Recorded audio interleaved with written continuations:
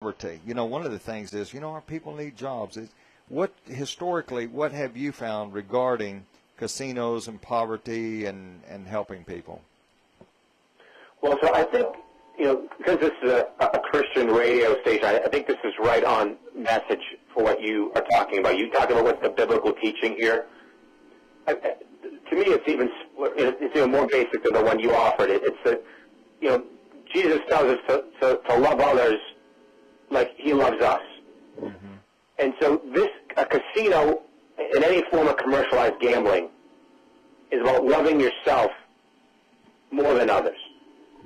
Because success, if you work at that casino, so your success, any benefits you experience at all financially or whatever, is coming from the losses and the failure of your neighbors, of all the people in your community, of all the surrounding towns.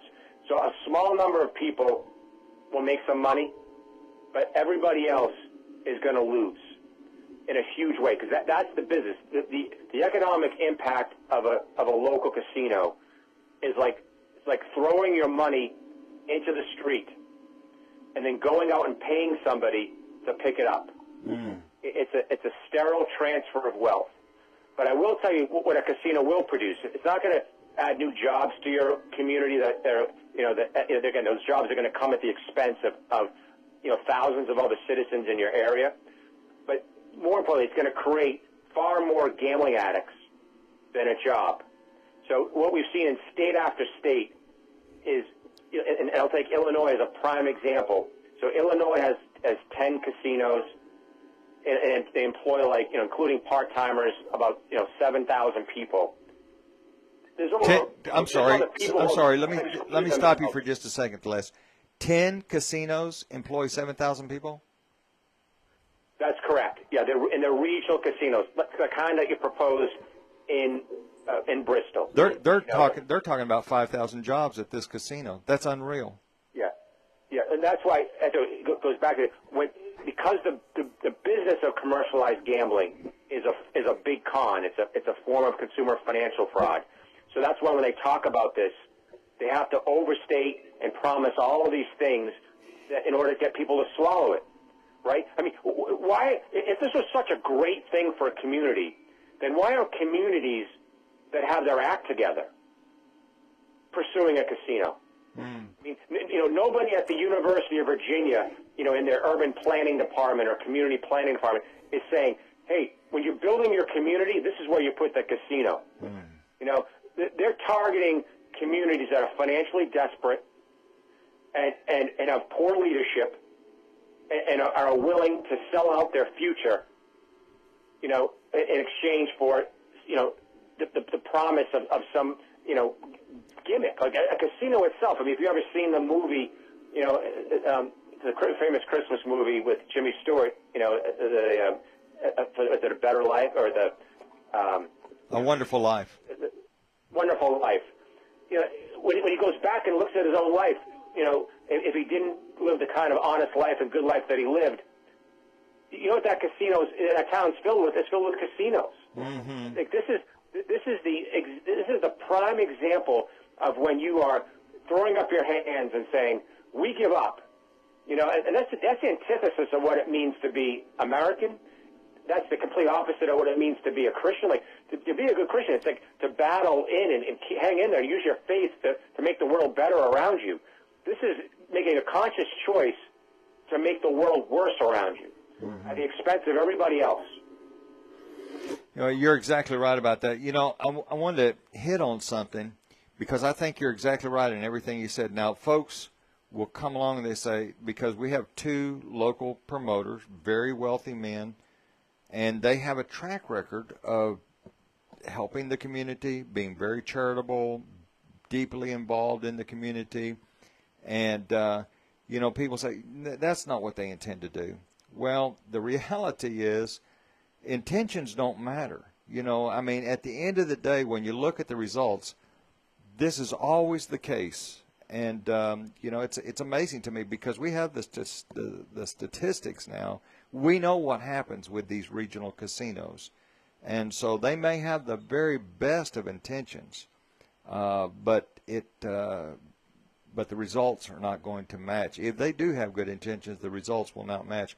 One thing that I wanted to mention to you, and I just double-checked this morning. I was talking to Professor John Kent last week, and he mentioned to me that the casino license, once a group has a casino license, that casino license has an immediate value of $500 million. You can go to Wall Street and get $500 million. That's $500 million. In the state of Tennessee, that casino license will cost $15 million. $15 million. Overnight, it will be worth $500 million. That's amazing. You talk about a con. And I don't think it would be all right if it cost them that amount of money, but it's just such a ripoff from beginning to end, and it is amazing that people are swallowing this. You know, you talked about producing new gambling addicts. How does that happen?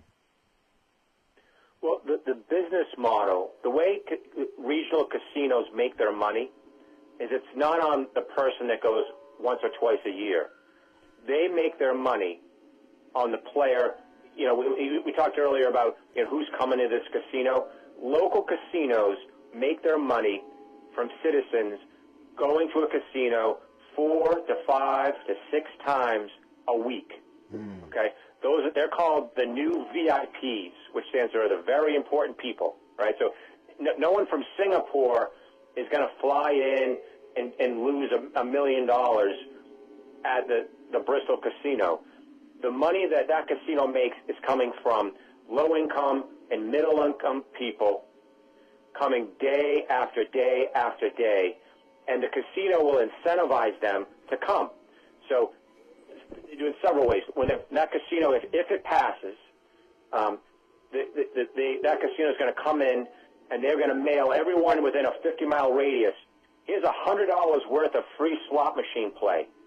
Come on down and play. You know, take a gamble on us. But the thing is, in order to get that $100 of gambling money, you can't take it out with you. You got to gamble it away. But in order to get that $100, you have to sign up for a consumer card. You have to put the card into the slot machine. So now they know I got Bill Hayward's information, you know, and I can watch. If Bill Hayward shows there's a likelihood of being a fast gambler, you know, or he gets up from his seat and says, "Oh, I blew through that $100 in 20 minutes. Now I'm going to go hit the casino ATM." You have shown the biggest example of someone who can become an addicted gambler is that you will be someone who chase their losses. And so if you show that, if the casino ATMs are owned by, you know, companies connected to the gambling operators, so they sell the names of people who take money out of the casino ATMs back to the casinos. So the Bristol casino is going to, anyone who ever takes money out of a casino ATM is going to be, imagine it's like putting a neon sign over your house saying, "Come get me." I mean, because that's essentially what you're doing if you take money out of a casino ATM, because they sell your name to the casino. The casino will assign what they call a host, which is not an accident, as if it's a parasite. You know, they're going to assign an individual to call you at home. Say, "Betty Lou, we haven't seen you in this week. Come on down. We miss you." You know, and I'm going to give $50 worth of free play. Come on, free gambling. Come on down. And because they know if they get Betty Lou back into that casino, she's going to blow through that $50 they gave her and hit her savings or hit her Social Security check over and over again. And so the key thing that your listeners need to understand, a lot of your listeners will never gamble, so some of them are saying, "Well, how will this affect me? Why should I care? You know, I don't like this, but it's not really going to affect me." You pay even if you don't play. So in community after community that's brought in casinos, you end up paying higher taxes for less services in the long term because, as we said from the outset, this is a big con. All that money that your neighbors are going to lose, the millions and millions of dollars of housing subsidies and food stamps and savings checks and college tuition money, retirement money that people are going to lose on these rigged machines at that Bristol casino, who do you think pays for all the social services to help these people when they're bankrupt? You know, who's paying for the food stamps? Who's paying for people's health care when they can't afford their own health care? You are. Because all these people lost. Instead of helping people create wealth and build assets, you are pushing people into deeper poverty by allowing this to happen in your community. So you're going to have a lower standard of living in the Bristol area because of this. It's not a question of if, it's a matter of when. You know, it's really amazing what you just mentioned, because I read about this. Matter of fact, folks can get this book, The Power of Habit by Charles Duhigg, and he talks about habit. And one of the sections of the book, he talks about habit and ethical issues, and he talks about casino gambling, and I couldn't quite figure out how they did this, how they gathered the information, but it makes perfect sense what you're saying. And they'll do the same thing that, except they have very sinister motives, but your grocery stores, your department stores, they'll gather data on you, and lo and behold, all of a sudden you'll get coupons in the mail for products that you haven't bought recently that you used to buy. They do the same thing at the casinos.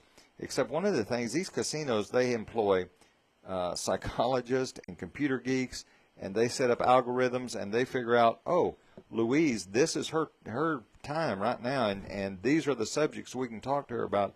It's very, and there's a phrase that I just ran across for the first time the other day called gambling to extinction. I'm sure you're familiar with that term. What do they have in mind? This is what the casino wants you to do, is gamble to extinction. What's that mean? Yeah. So with gambling, that quote, that phrase, they want you to gamble to extinction, comes from the lips of a slot machine maker. Okay, it was captured by a nationally recognized researcher on slot machines who appeared on 60 Minutes and other major media in the country. She wrote a book on the topic called Addiction by Design.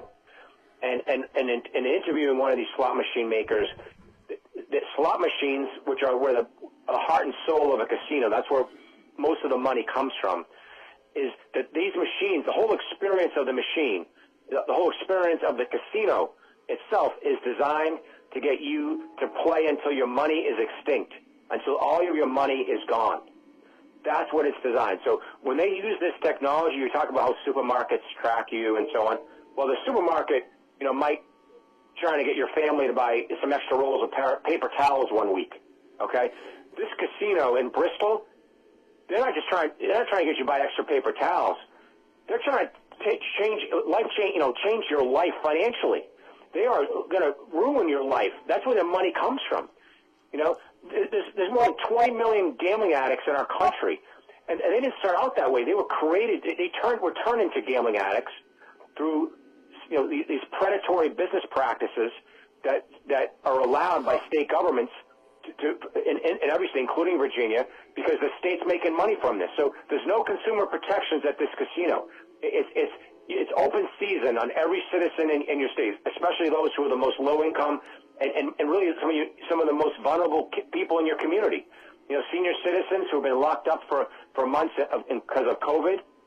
Who do you think they're going after the most? They're going to make senior citizens feel like superstars in that casino as long as they're losing money. That's why senior citizens have one of the highest rates of gambling addiction in the United States.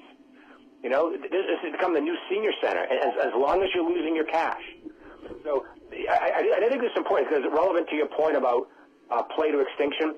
I want your listeners to understand how I personally got hooked on this issue. I was on a whole other career track in my life about 16 years ago now, and so this is 2004. And at the time, the New York Times Magazine came out with a cover story on slot machines. And as part of the story, the reporter went out to IGT, which is based in Las Vegas, and they are the largest manufacturer of slot machines really in the world. And the reporters going up to all of the employees who design the slot machines, many of them very sophisticated software designers and mathematicians and so on. And he's going up to each of them, asking them, do you play the machines that you make? And none of them gambled, but one final slot machine designer, this is the exact quote, speaking to a national news reporter, the biggest newspaper in the country. The slot machine designer says to the reporter, he essentially spits on the floor and says, slots are for losers. Okay? Slots are for losers. Like, that's the people who make the product, how they describe their customers. Can you name another business in the Bristol community or in the region surrounding Bristol who looks at their customers as losers? Okay? And this isn't, some predatory bank coming in. Like, this is an extension of a government program. This is coming in with the blessing of Bristol, local Bristol government. It's coming in with the blessing of some of your public officials at the state level, legislators, and the governor who voted this stuff in. Slots are for losers. We're supposed to be in a country where everyone is equal, right? We're all supposed to have the same rights under the law. And as Christians, we're supposed to. We're all part of God's family, right? We're all made in the image of God. But here you have a business who considers their customers, calls them losers. Okay, so that story is what hooked me on this issue forever. It changed the arc of my life. And so for the last, really dozen years, we've been going around the country fighting predatory gambling in the way that states and local communities, like what's happening in Bristol, are ramming this into people's communities. And the other thing that you should know, and we should have mentioned this earlier on my end, is this isn't about just like a brick-and-mortar casino in Bristol. With the future of commercialized gambling in Virginia, whether it's in the Bristol area or anywhere else in the United States, it's not so-called brick-and-mortar buildings. It's not the building of a casino. They want to bring that casino right into your bedroom, right into your grandchildren's, tablet, computer, your kid's cell phone. So you're gambling right there at home, if you're on a bus, at school, in a dorm room, you name it. It's the future of gambling is online gambling. So all of these companies that are coming in, that's what they want. So the hope is to create a database of gamblers in your area, and not just to bring you into the casino, but I'm going to market the Bill Haywood right in your house. And so you lose your mortgage, lose your rent sitting right there, over and over again. And those guys profit from it. So that's the key. Well, you're not just voting on a brick-and-mortar casino. You're voting about opening your casino right into your home. In just a moment, I want to ask you specifically to address this issue of children, how this impacts children. But I want to take just a second to remind our listeners where we started. We're talking to Les Bernal. He is the National Director for Stop Predatory Gambling, and we're talking about the proposed casino in Bristol, Virginia. And at the beginning of the program, we told you that the number one argument is that casinos hurt people. The golden rule. Once upon a time, there was a cultural consensus. We need to do unto others as you would have them do unto you. Jesus said to love others as he has loved them.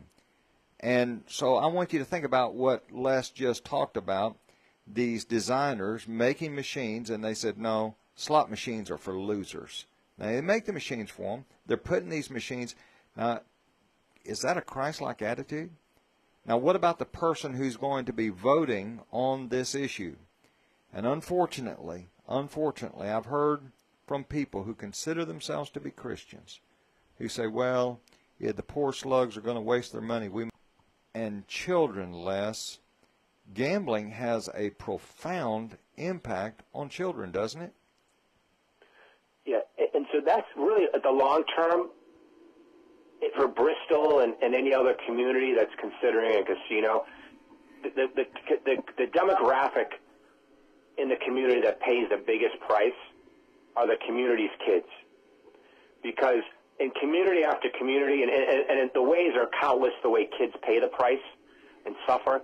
But, one of the ways is because, as I mentioned earlier, casinos give all kinds of incentives to get people to go down in the casino. So if you don't have child care, you either leave the child at home neglected and you go for hours, get caught up into the casino until you, quote-unquote, play to extinction, as we said earlier.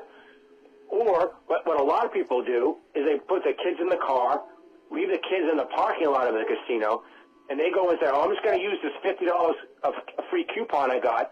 And meanwhile, 4 hours later, they're still gambling, and the kids have been sitting in the car. Let me tell you.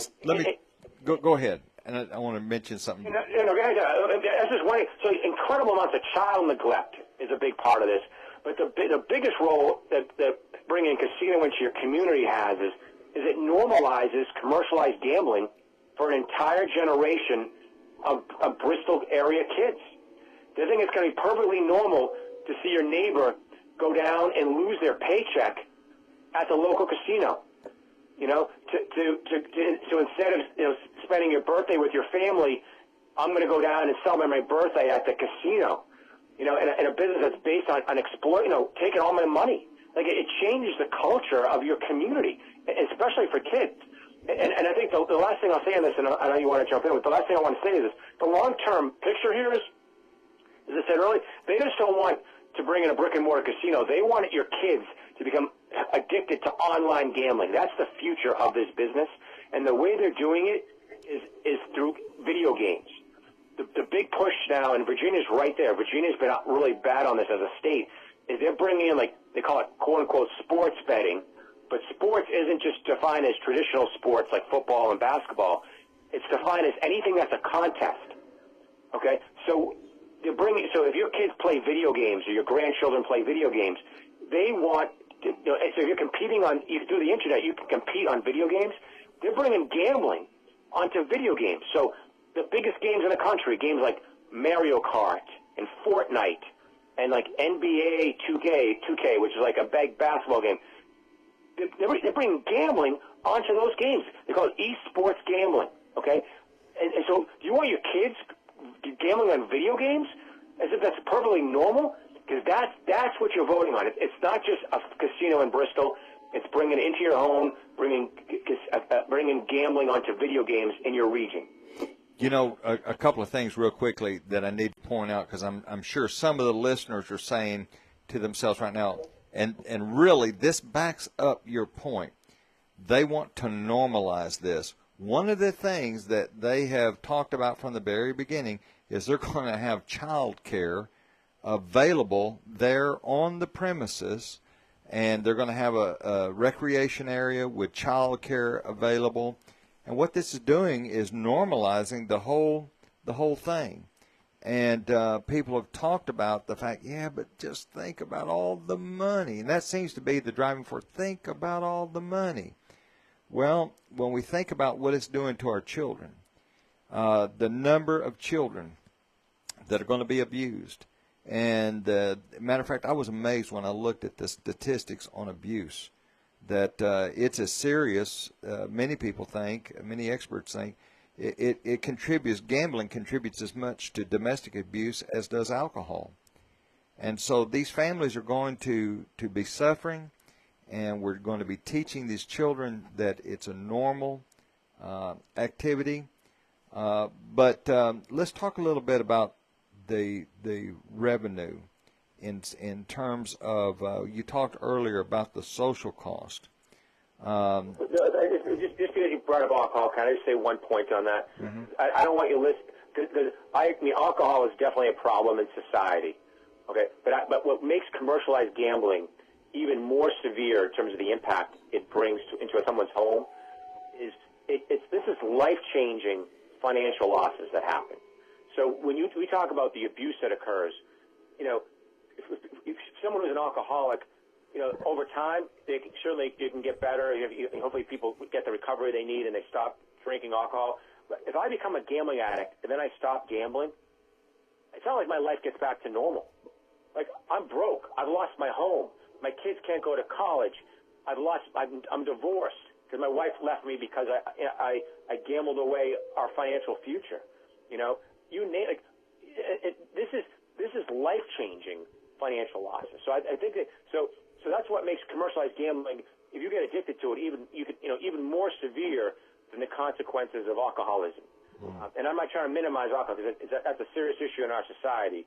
But it's like a spectrum of addictions, and so some are harsher on the impact they have on families than others. And alcohol has a harsh impact, but commercialized gambling is like a whole other extreme. You know, life-changing. Put you on the street for good. I noticed we're talking about harsh, just to go along with what you're saying about the harsh effects. I was amazed to see this statistic. Among all the addictions, the highest rate of suicide is among gambling addicts. That was absolutely amazing. Correct. And so you think and about the reason for that, it makes sense. Because Bill, honestly, these are normal people that get addicted to this stuff. So I've met literally in the last 12 years thousands and thousands of citizens who never had a criminal record before, had lived successful lives, church going, you name it, all good people who got caught up in this because local and state government puts their stamp on this thing. Hey, this is good for you. There's nothing dangerous here about any of this. So what happens is when you get addicted to gambling, what the needle is here, what the drug is it's the money. Like, you need money to fuel this thing, and you don't just need a little bit of money. You need a lot of money. So in order to get access to that money, you have to end up lying to your employer. If you steal money from your employer, where's that check that came in last week from our client? I deposited already. So you lie to your employer. You lie to your spouse about where all the money's going. You lie to all of your family members, your friends. You're borrowing money from people. Hey, I'll pay you back, next month when I get paid. You get yourself in this cycle of lies that you can't get out of. So you've hurt so many people, and so the weight on you is that's why I say it's so much harsher than some of these other addictions that happen in society, because you've left yourself literally incredible mess. You've lied to everybody. You broke 2/3 of the people who get addicted to gambling commit a crime. And so the sense of desperation. If you've ever met somebody who's addicted to gambling, you'll never forget it. Like the sadness and desperation these people experience, it's beyond anything you'll see. It really is. And this is a government program doing this in Bristol. This is being done with the blessing of your local officials. Yeah, I want to echo something you said, that you're exactly right. As a matter of fact, before the program, Ethan and I were talking, and there is a person in our community that I know very well that is a gambling addict in recovery, and I've been with them when they bawled like a baby because of this addiction, and asked if I could interview this person, and originally this person agreed to it, and then just said the pain is just too great. I can't go through it. And no one has, and matter of fact, boy, I tell you, the consequences, I won't get into too much detail, but the consequences for this person were just unbelievable. And they're still contacted. They're still contacted about coming to gamble.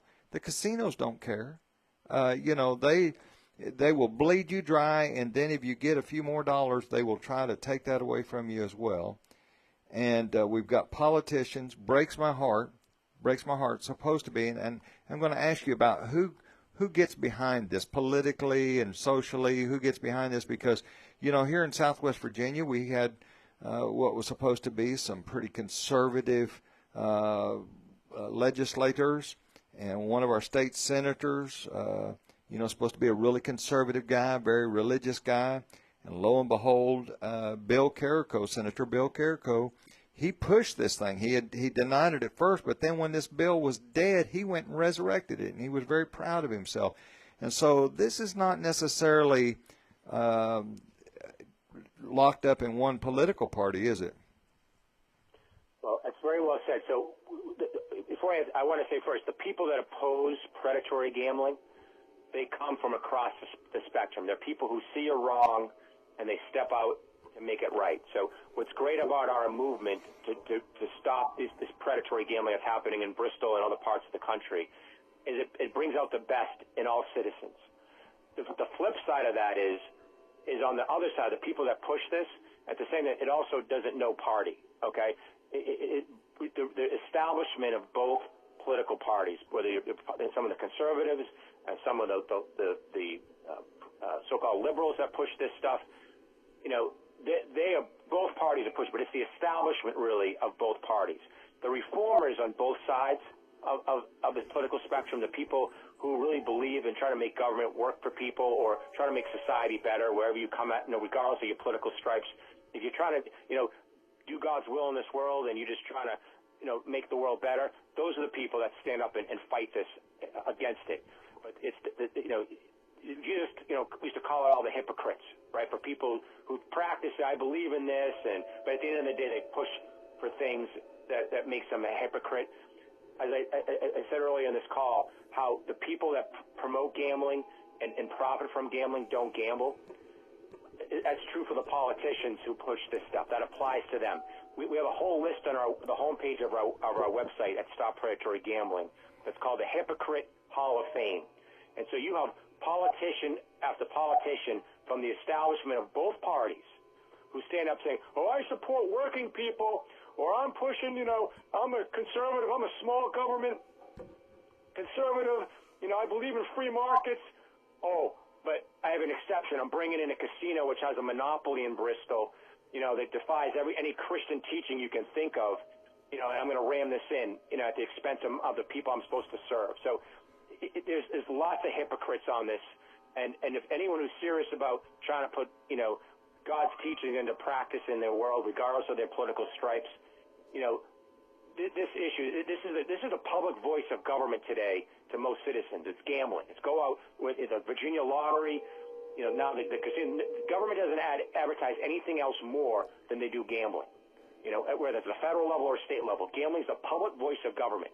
So if you want to improve our country for everyone, whether you're low income, middle income, or wherever, regardless of your religious faith, wherever you sit on the spectrum, it includes stopping ripping your neighbor off with commercialized gambling.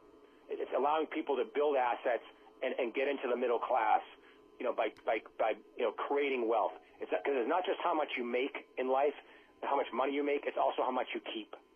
And it's time we stop ripping off citizens. So any politician that stands up and says, I'm a conservative, or I'm a good Christian conservative, or I'm a liberal social justice person, but you come out for casinos, you're a fraud. And that's the truth. And God will judge you as such when you get to heaven, but that's the reality of it. I need to say this, Les, as we start to wrap up. I need to say, folks, I hope you're listening, because the person who walks into that voting stall and you say, oh, yes, I'm a Christian. Oh, yes, I believe in the Bible. Oh, but, I think that casino would bring a lot of revenue. Just keep in mind, if you vote yes for the casino, you're voting yes to hurt poor people. And we talked about this a little bit, Les. Do you have the numbers on proportionately? Poor people use a lot more of their income than higher income people don't they? Yeah, there's 60% of citizens in the country, and this is even higher in Virginia, don't have $1,000 in savings. Okay, so commercialized gambling is marketed to them, whether it's your state lottery, but particularly this regional casino that's coming in. This is marketed to them as a chance to change their life, to change your financial future. And so you don't have to speculate. You don't even need a big national study to know where the money's coming from. Just look at the kind of slot machines that are out on the casino floors in local casinos. They're penny slot machines. They're nickel slot machines. Okay, so-called low-dollar denomination, machines. But the truth is, if you go play a penny machine, try putting a penny in a machine. You physically can't. Okay, you have to put in a card. Confused. You're not just putting a penny in. You're really wagering. No one just plays a penny a spin. They give you all kinds of ample opportunity to bet like $1 a spin or $5 a spin. And by spin, meaning every time you press the button. Okay, so you press that button, for $1 every time you press it's $1 wager or a $5 wager, and you're wagering like every 5 seconds. Okay, that's 12 times a minute. Okay, that's 600 times an hour that you're betting $5. Okay, boom, boom, boom, and that's how they make their money. That's why they call it. Mentioned Natasha Shull's research earlier, who's the great researcher who got the phrase, played to extinction from a slot machine designer. It's talking about you getting the whole experience is to get you into what's called the zone.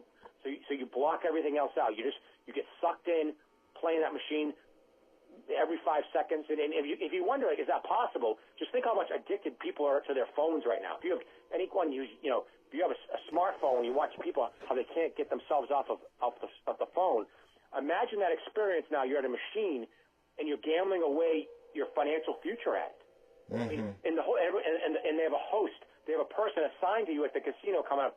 Hey, Bill, you hang in there, because they track Bill's play every, if they know if Bill has reached his breaking point, that he leaves the casino after losing a couple $100, they go up to Bill in real time and say, hey, Bill, hey, we know you had a rough day so far, but here's his $50 worth of free slots play to keep you going, because they know that Bill's going to blow through that $50 worth of free slots play and keep chasing. That's what makes it. You're doing that as a community. What does that say about your community if you welcome this in? So that's it. That's why at its core, this is a big fraud in every way, and it's one of the most important votes you'll ever take in your life. Never mind this year. So if a person votes yes, just keep in mind, folks, what you're voting for. If you say, yes, I want the casino, you're voting for that type of cruelty, that type of sinister behavior, and it's just unconscionable. That type of greed. That type of greed. You're admitting I'm putting greed in my own self-interest and any disregard for my neighbors by voting for this. That's what you're saying. Let's tell it's folks. Okay to rip off my neighbor. Let's tell folks how to get in touch with Stop Predatory Gambling and how to take advantage of all the resources that you have on your website. Sure. So our organization is called Stop Predatory Gambling. We're a national network of citizens of all political stripes, from all religious faiths, who work together to stop America's biggest ripoff, which is local casinos, and state lotteries. But that's a story for another day. But local casinos, particularly the one that's posed for Bristol, pose your biggest threat. And the way that you can learn more about our organization, but particularly about this fight and why it matters so much to your family and to your community, is go to our website, stoppredatorygambling.org. Les Bernal, thank you so much for taking your time to be with us today, and God bless you, my friend. Thank you. It's been a privilege. All right. God bless you all. All right. Well, Ethan, that was eye-opening. Man, really what I'm getting from a lot of this, you teach the worldviews class, and there's a mentality that's really prominent in society that's called utilitarianism. Yeah. It's the idea of people saying maybe there can be some kind of action that will benefit the greater good. But really what I'm seeing from out of this, if you put it parallel with Matthew 7:12, do unto others as you'd have them do unto you, the golden rule of things. Who's really getting the better end of the deal? Is more of Bristol going to benefit from this, or is it going to be more of a burden? And it's the same idea. People aren't challenging and testing the claims of this will benefit our children, this will benefit the education, this will benefit businesses, this will benefit societies, and I don't think that there wouldn't be some benefits, but they're not going to be anywhere near as great as they're making these claims to be. It's the same way with religion. We're to try the spirits to see whether they're of God. Test the claims to see whether what they say is true or not. And why is it that we're having some public officials from Bristol standing behind this? It could and it will bring some jobs, maybe not as many as they claim. But how many people are actually testing these things rather than jumping on the bandwagon saying, oh, yeah, we all need to stand behind this. This is going to bring jobs. This is going to be good. But are you just saying that to say that? Or have you actually done the testing, the evidence, and tried to find, is this actually what they claim it's going to be? Perhaps on Thursday we may have Professor John Kent with us. He is the foremost professor emeritus from the University of Illinois. And he makes some brilliant points regarding the very thing that you're talking about. And overall, it is just a big con. It's a big ripoff. But the one thing that everybody, their eyes are glossed over, and they say, think about all the money that Bristol will get. Well, let's just say for a moment, let's just say, you know what? It really will. It will bring in gobs of money for Bristol. But is it worth it to the children that will be harmed, the women that will be harmed, the new gambling addicts that will be created? And let me tell you something else, too, and John Kemp points this out, and this is an amazing thing. If I was a small business owner in Bristol, Virginia, this would just horrify me. I would do everything I could to fight against the casino. I hear people say, oh, all this extra traffic will be great. Not really. You see, the people don't come to the casino to go check out the best mom and pop's barbecue restaurant. The reality is the casino, and you remember they call it Bristol Casino and Resort. They designed that to keep you there. There will be shops inside the old mall where you can shop. There'll be the exercise and swimming and entertainment venues and dining, everything right there. They do it all to keep you there. They're not designed to be a tourist hub where they'll be pushing people out. And Dr. John Kent, he pointed this out. And, I mean, we have the statistics, folks. The studies have been done, and not the confirmation bias studies that are done by the pro-casino people. Casinos cannibalize the businesses around them. And one of the reasons why, Ethan, is because every slot machine takes out between $100,000 and $300,000 a year out of the local economy. Just one slot machine, that means let's just go with the $100,000 number. One slot machine, that means $100,000 less available to buy groceries, to buy cars, to buy furniture, to buy clothing. Less goes into the savings account. People can't pay their rent. $100,000 a year per slot machine. And as we were mentioning earlier, slot machines, that's the employee of the month at a casino. They don't ask for time off. They don't ask for a raise. They just do their job over and over again. So, you know, I think you make a great point, Ethan. People need to look at all the facts concerning this. I want to make another point. You know, a lot of people are talking about the benefits it'll bring to education. It'll bring more money into the economy, things like that. What keeps people from investing in their own communities? Why do you need a middleman between you and the education? Why don't you invest yourself? Look into what schools are doing in your local area. Why don't you invest directly to them? Why can't you be the benefactor from it, where you don't need to receive anything other than you just bless the education of not just someone else's wallet, but you just bless the education of the community itself directly? What's wrong with doing that? There are people who really do that. Mm-hmm. Yeah, I mean, that's not just a pie in the sky idea that you have. You know, there are people who go to band programs. They'll go to athletic programs. What do you need? And they get involved and they get the money. It's kind of an interesting thing. I want to offer a little caveat here to begin with. I don't know exactly the amount of money the pro-casino people have spent. I heard goes back many months that it was in excess of $40 million for lobbyists and things of that nature. My wife, we were talking about Bristol, Virginia is in dire financial straits. I know that. And boy, it doesn't look good. And I know they got all kinds of problems. Some of it is not of their doing. They've lost a lot of manufacturing jobs. Some of it is of their own doing. But regardless, they're in trouble. And she said, you know, these promoters, and their intentions may be good. They talked about they just want to do this to help Bristol. What would have happened if they could have just handed them a check for $40 million and said, here, make your interest payment and put this on the principal? You know, it's an amazing thing. Things can be done. You know, the only answer is not, oh, we got to have this gambling institution. There are a lot of ways that we could deal with this. You know, I want to bring up a verse Jesus said in Matthew chapter 6, verse number 21.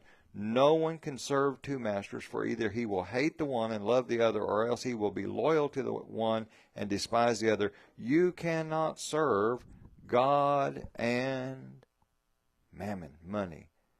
But that's what it seems like people are trying to do, Ethan, is they're trying to have it both ways. Oh, I'm a Christian. But like a lot of preachers that I've heard of, and actually heard one with my own ears say, but we need this casino because we need these jobs. How does that work out that you get to play both sides of the fence? It's almost like it's better to receive than it is to give. When the principle is it's better to give than it is to receive.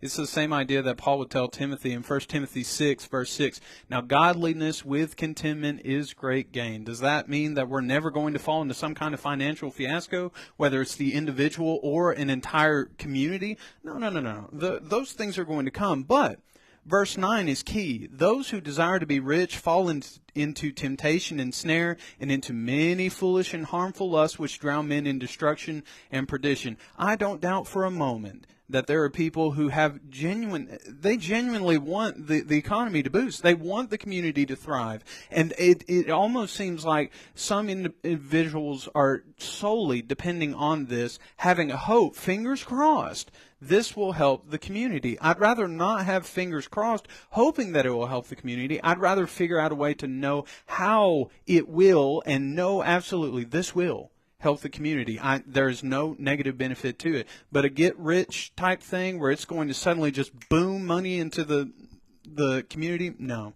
that's not it. Now, I mean, it can go multiple ways. There could be some genuine people. Then again, there may be some people who know the facts and they want to suppress that. They don't want people to know that. They want to focus on this polished aspect of the argument rather than focusing on the full argument. So yeah, you can't serve God and then serve the desire to want to get rich. That's not the idea. If you're going to get rich on something, get rich on the true profits of life, spiritual riches. We want those riches that are found in Christ. You're not going to find that in a casino. You're going to find that in the Bible. And listen, folks, we're not just trying to be a bunch of sticks in the mud. I've got sons, and I wish that they were able to find jobs in Southwest Virginia, but they couldn't, and they don't live in Southwest Virginia. I'd love for us to be able to have good income earning jobs available in Southwest Virginia.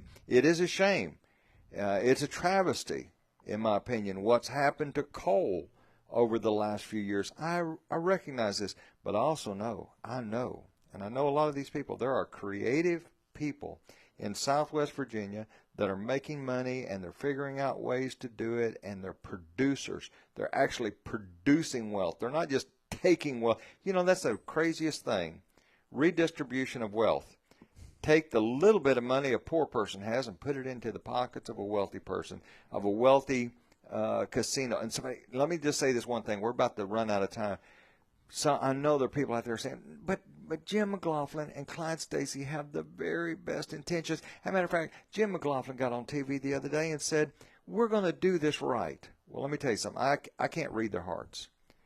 And perhaps that's his very best intention. But, you know, they've already turned the management of this potential casino over to Hard Rock.